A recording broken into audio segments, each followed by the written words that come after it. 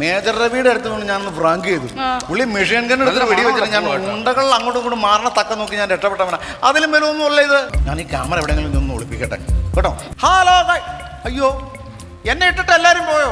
ഞാൻ ഒന്ന് ലിഫ്റ്റിൽ കയറുമ്പോൾ വല്ല പേടിക്കുന്നവനാ. ഈ ക്യാമറ ഇവിടെ എവിടെയെങ്കിലും ഒന്ന് ഒളിപ്പിച്ച് വെക്കും.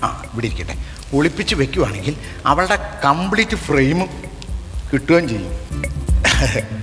ഇന്ദു ബ്രോ ഇങ്ങ് വമ്പ്രോ അല്ല ഇങ്ങ് വന്നേ. അയ്യോ, അങ്ങോട്ടാണല്ലോ പോകുന്നേ.